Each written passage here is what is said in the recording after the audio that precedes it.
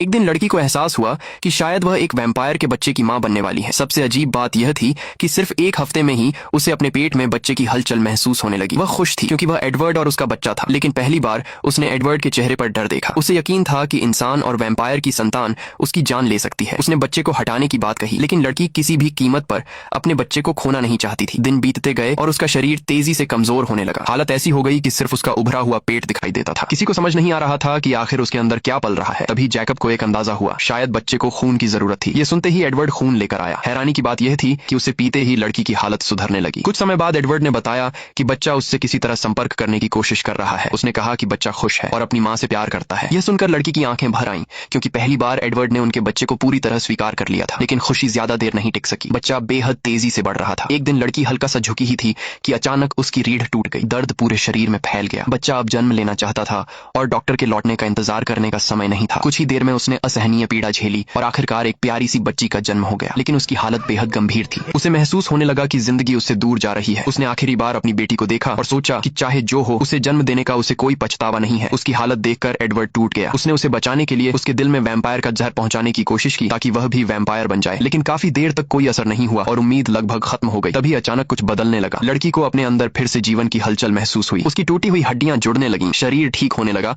और उसके चेहरे पर रंग लौट आया। उस पल उसे एहसास हुआ कि उसे सिर्फ वैम्पायर की ताकत ने नहीं बचाया था, उसे वापस लाने वाली असली ताकत प्यार थी।